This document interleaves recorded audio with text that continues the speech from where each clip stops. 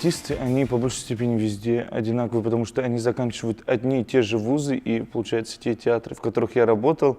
И зачастую бывает так, что эти все артисты хорошо друг с другом знакомы, потому что они вместе учились, у одних преподавателей. Поэтому по артистам главное, в каждом театре есть артисты, которые желают работать, и есть артисты, которые не желают работать. Вот получается, что нет отличия между артистами, между театрами. Есть отличие артистов в каждом театре. А по публике, да, конечно, есть. В каждом месте публика ждет что-то свое. Если в Альметьевске публика уже как-то подготовлена к каким-то экспериментальным, новаторским спектаклям, потому что уже зачастую они несколько лет воспитывают своего зрителя, то в каких-то театрах, вот, допустим, я вот знаю, что в некоторых городах, сейчас не буду называть, что публика ждет именно национальные такие спектакли, где все им будет понятно, чтобы была простая история, чтобы они могли сопереживать. Ну, для казанской публики я темная лошадка, поэтому казанская публика сейчас, я не думаю, что что-то так пристально от меня ждет, но я жду взаимопонимание с казанской публикой. Потому что когда ты делаешь определенную работу, ты вкладываешь часть себя, ты вкладываешь свои мысли, ты вкладываешь свои эмоции. И очень хочется найти у публики отклик. Потому что когда ты находишь отклик, ты понимаешь, что наш диалог со зрителем был не зря. Значит, он был необходим. А если ты вкладываешь огромные усилия, вкладываешь себя в работу, а отклика не находишь, то все равно внутри появляется такая пустота у режиссера. Не в журналистах, а именно в самой публике. Журналисты — это определенная малая часть публики. Просто они пишут про спектакль, который они посмотрели. Не в социальных сетях, а когда идет спектакль, ты уже чувствуешь, есть контакт со зрителем или нету контакта со зрителем. Потому что зрители даже порой сами не замечают, они издают какие-то звуки. Там что-то их удивило, они это все показывают, и вроде бы, если ты на расстоянии стоишь и не зацикливаешь на этом внимание, то это вот все как будто само собой подразумевающиеся вещи. А если ты все равно пытаешься зрителя понять, увидеть, то очень много есть каких-то деталей, мелочей, за которыми очень интересно наблюдать. Нет, на самом деле у многих на первый план ложится в этой пьесе социальная сторона. Потому что в самой пьесе используется нетрадиционная лексика. Вот. Но для меня самое интересное – это человек. Как человек в трудных для себя условиях может оставаться человеком. Или что нужно, чтобы человек перестал быть человеком в моральном понимании, в духовном понимании этого слова. Потому что человек физиологически это будет просто животное, а человек духовный это уже что-то возвышенное. Тогда уже можно сказать, что это царь всех зверей. Это не про льва, а про человека. Когда ты приезжаешь в новое место, ты никогда не знаешь, какой получится контакт, потому что ты не знаешь труппу, ты не знаешь, что это за люди, чем они живут. И поэтому, когда ты приходишь со своими новыми мыслями, то ты должен понимать, что эти твои новые мысли для них, они должны принять артисты. Они должны не только их принять, они должны их присвоить, чтобы и мои мысли стали частью их мыслей. Тогда за этим интересно наблюдать, за этим процессом. Когда режиссер приезжает, он ведь не знает, кто из артистов ведет главные роли, кто чаще находится на второстепенных ролях. И поэтому это очень интересно пытаться раскрыть артистов с новой стороны, когда у тебя нет уже определенного представления, что это за люди, как они играют. Ты пытаешься их поменять под себя, и это очень интересный процесс. Я их капаю на их нервную систему. Один разок, второй разок. И вот потихоньку, как говорят, что вода камень точит, я не кричу, мы разговариваем. Только разговорами, чтобы было понимание, чего от них требуется. Ну, я думаю, что, конечно, что останется что-то, потому что это как пройти по заснеженному полю. Когда ты проходишь, ты оставляешь следы. Вот. Но я думаю, что В каждой роли можно докапываться до истины. Если это даже легкая комедия, то все равно нужно думать, о чем я думаю, почему я так думаю, какие у меня желания есть, кто мне мешает осуществлять. И вот это вот все понимание того, что это делает, рождает понимание персонажа. Когда персонаж понимает, что он хочет, чем он живет, то тогда, что бы он ни играл, в какой бы форме он ни играл, в какой бы манере он ни играл, он будет на сцене намного интереснее. Потому что изображать эмоцию, смех, страдание, гнев, это, я понимаю о том, что зачастую так приходится, потому что короткие сроки у режиссеров или у постановочной труппы, но все равно нужно актеру очень много требовать от себя, потому что если он понимает своего персонажа, то он на сцене намного интереснее. От него исходит энергетика. Он не просто физиологически переходит от одной мизансцены к другой. Он не просто интонационно передает одну мысль и интонационно передает другую мысль.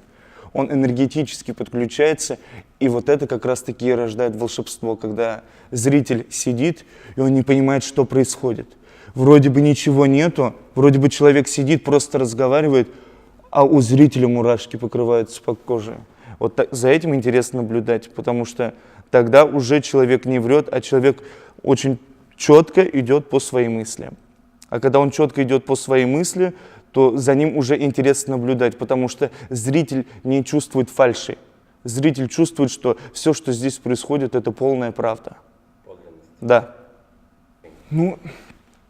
На самом деле я прекрасно понимаю, что татарский театр обязательно должен жить, потому что есть потребность у зрителя именно в татарском театре, потому что есть определенные люди, для которых не важна форма, для которых не интересны какие-то социальные темы, которые работают, честно работают, и они хотят прийти в театр, посмотреть что-то такое, чтобы и расслабиться, и посмеяться, и поплакать, и посопереживать. А чтобы сопереживать, они должны видеть таких же честных людей, какие они сами. Поэтому для них не нужны какие-то новые формы. Они хотят увидеть себя. И вот поэтому татарский театр, я не могу, конечно, татарский театр вот так вот говорить, но более народные спектакли, народные не в плане народный коллектив, а такие народные истории, то они вызывают отклик у зрителя. И татарский язык со сцены очень красиво звучит. Я постоянно это говорю, что мне очень нравится, как разговаривают люди именно на татарском языке. Позволь с тобой не согласиться, ведь татарский народ, их 8 миллионов, нас 8 миллионов. И многие люди хотят видеть абсолютно современные формы, которые могли бы быть адекватны времени. Да. У нас, если ты обратил внимание, нет ни в литературе, ни в кинематографе, такого, к сожалению, опять-таки нет ничего, что обращено бы к городской культуре, и нет ничего обращенного в будущее. Вот почему, как ты думаешь? На самом деле, я думаю, что шаги к этому делаются, и делаются на самом деле немалые. Сейчас я не могу судить именно кинематограф, потому что это тот вид искусства, который для меня не так близок, как театральный. Но я думаю, что в театре как раз-таки очень хорошо развивается форма подачи и форма взаимодействия с молодой публикой. Поэтому я думаю, что молодую публику мы как раз-таки сейчас очень качественно растим, потому что если делать спектакли только для возрастной категории, то возрастная категория через какое-то время, через 10, через 20 лет ее не станет. А тогда получится, что и театр должно не стать. Если молодой публике не интересно то, что сейчас важно для возрастной публики, то получится, что мы скажем, что возрастная публика для нас важнее. И мы будем делать все для нее. А вот сейчас хорошее идет комбинирование. Есть продукт, буду говорить, спектакли для возрастной категории, есть спектакли для более молодой категории. И уже каждый решает, на что ему идти, что будет ему близко. Тут такой двоякий будет ответ. Если говорить про тандем, то тогда уже режиссер будет говорить драматургу, что ему нужно, о чем мы будем рассказывать историю. И уже драматург точно понимает, что у меня есть вот такие определенные рамки, и я пишу для режиссера, и эта постановка будет вот в этом театре. Тогда уже драматург может прийти, познакомиться с актерским составом этого театра и уже понимать, кто будет играть какую роль и как он будет прописывать персонажей. Если же режиссер берет драматурга извне, то он, конечно, должен очень уважать драматурга, потому что если неуважительно относиться к автору, то получается, что зачем ты взял этот материал? Тогда просто не следовало. Можно комбинировать эти истории, потому что вот сколько постановок Гамлета, столько разных самих Гамлетов.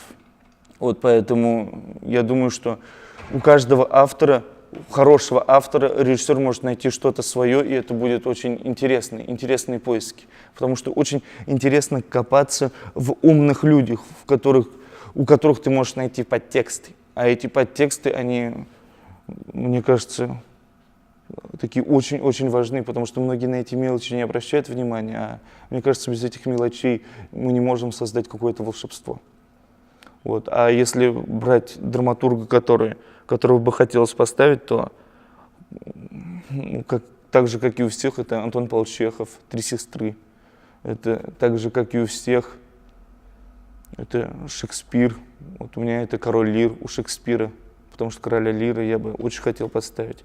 Если брать инсценировку, то было бы очень интересно поработать над Олдосом Хаксли, «О дивный новый мир», над Джорджем Оруэллом, 1984, над Голдингом, «Повелитель мух». Есть много материалов, над которыми интересно размышлять. А когда ты размышляешь, то и артисты начинают автоматически размышлять. А когда вот такой вот общие интересы, наши интересы совпадают, то тогда, мне кажется, интересный процесс получается. Ну, я понимаю о том, что должно быть табу, когда идет пропаганда насилия. Пропаганда насилия, что экстремистская литература, она не должна иметь возможности выходить на площадку, потому что талантливый режиссер может поставить даже телефонную книгу. Но на самом деле я не очень с этим согласен, потому что если взять какую-то литературу Гитлера, допустим, которая его возвела к власти, там, это моя борьба или моя судьба, моя жизнь. Вот. Я думаю, что эту литературу, найдутся такие режиссеры, которые эту литературу могли бы настолько красочно и интересно, с хорошей формой, с хорошей подачей показать. Но я не думаю, что это было бы искусство. И тут получается, что вот таким логическим путем мы понимаем о том, что форма не диктует, или какие-то визуальный ряд не всегда диктует, что спектакль на самом деле хороший. Важнее всего эта мысль. Получается, что спектакль по форме может быть очень качественным и интересным, но по содержанию он не будет являться спектаклем. А может быть, артист просто будет находиться на стульчике весь спектакль и тихонечко что-то рассказывать, а вот это уже может быть спектаклем. Вот, я думаю, что так. Я считаю, что национальный табу есть, и считаю, что обязательно нужно с этим бороться. Потому что вот было такое выражение очень знаменитое: в Советском Союзе секса не было. А откуда же тогда у нас появлялись дети? Вот мы вот тоже говорим, что этого нету. От того, что сказать, что проблемы нет, проблема не исчезнет. Если сказать о том, что все мы люди, и у нас у всех есть свои переживания, то я думаю, что было бы честно, наоборот, взглянуть в глаза этим переживаниям, своим страхам, своим фобиям, потому что у каждого народа это есть. А вот сейчас, видимо, татары боятся потерять часть себя, часть какой-то вот такой вот теплоты, которая идет извне. Но они не понимают, что иногда эта теплота, она не является честной теплотой. Это такая вот вымышленная теплота, которая у нас идет из прошлого в будущее. Ну, если понимаете, о чем я. Нет, ну я не могу сказать за всех, что у всех нету честности. Я говорю, что есть часть категории людей, у которых ее нету, да. Но есть очень много людей, которые на это все смотрят очень просто и с пониманием. И поэтому я думаю, что такие люди есть у каждой национальности. Поэтому тут не нужно как-то на это огромное внимание уделять, потому что я думаю, что уделяя огромное внимание, они должны, во-первых, оставаться, чувствовать себя комфортно, те люди, которые считают, что у нас нету ничего плохого. Их не надо трогать. Они пусть так считают. Это у них своя правда. Если для них так комфортно жить, то пусть лучше они будут жить со своей правдой. И не нужно пытаться их переубедить. А если человек уже сам понимает, что у татар тоже бывают проблемы с алкоголем, с наркоманией, татары тоже могут применять насилие, и насилие, возможно, происходит за закрытыми дверями дома, чтобы никто об этом не знал, то, возможно, наверное, и такие истории рассказывать, потому что есть люди, которые это понимают и принимают. Получается, театр, снова говорю, должен быть разным. И для людей, которые считают, что у татар все хорошо, и для людей, которые считают, что у татар тоже есть проблемы. Работать больше остальных. Потому что, когда ты работаешь больше остальных, то у тебя есть надежда, что твой труд, он куда-то вложится, он куда-то выльется. Ну, потому что я знаю очень много людей, очень талантливых людей, у которых не складывается в профессии. Это не потому, что они не могут сделать качественно свою работу. Это потому, что вот как будто не попадается тот случай, чтобы проявить себя. Проявить себя — это в театральном мире зачастую есть такой момент, что нужно разок где-нибудь немножечко хотя бы засиять или промелькнуть, чтобы тебя могли пригласить во второй раз. Потому что вот зачастую такое есть, что мы хотим быть уверены в театре, хотят быть уверенными, что работа получится. Поэтому мы как-то все театральные люди тесно связаны, поэтому я думаю, что всегда люди звонят друг другу, потому что мы все вот так вот как-то перевязаны ниточками, и все узнают, что, как ты думаешь про него, что талантливый, неталантливый, сможет, не сможет. Я думаю, что как-то вот все вот узнают. Но чтобы о тебе как-то немного узнали, я думаю, что нужно участвовать в лабораториях. Но я думаю, что лаборатории должны проходить таким образом, чтобы на лаборатории приходила не только обычная публика, зрители, но еще и руководство разных театров. Это художественные руководители, главные режиссеры, это директора театров. И когда эти люди приходят на лабораторию, то они уже могут увидеть настолько потенциальных молодых режиссеров, которым нужно доверять и которым нужно давать шанс. А если приходят обычные зрители, они все поаплодировали, покричали «Браво! Какие же вы молодцы!». Но беда в том, что через 3 дня об этом забудут. Первый маленький секрет – это то, что я практику проходил в театре Вахтангова. И от того, что я в театре Вахтангова практику проходил, у меня появилась изначально внутренняя уверенность. Я понимал, что, возможно, это будет не сейчас, возможно, это будет не через месяц, возможно, это будет не через год, что у меня будет возможность проявить себя, я говорю. Но эта возможность, я знал, что эта возможность у меня когда-нибудь будет. А потом уже после Академии искусств, я думаю, что огромную пользу для меня, как для режиссера, это оказал Центр драматургии и режиссуры Республики Башкортостан, который проводил свою первую лабораторию. И на своей первой лаборатории я ставил материал «Олюшкино счастье» Шауры Шакуровой. От того, что я там его показал, он понравился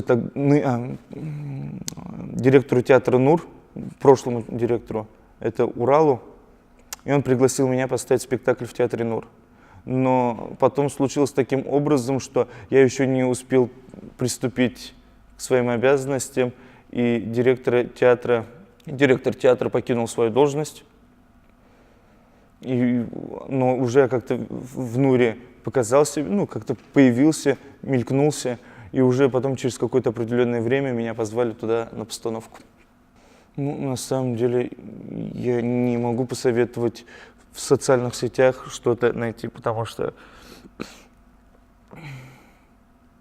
Я сам лично использую, если социальные сети, то я их использую не для профессиональных связей, а я их использую для себя.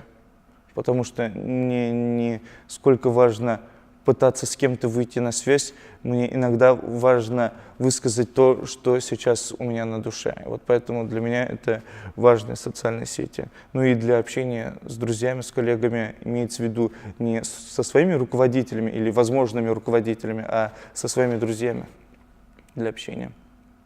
Спасибо. Спасибо большое.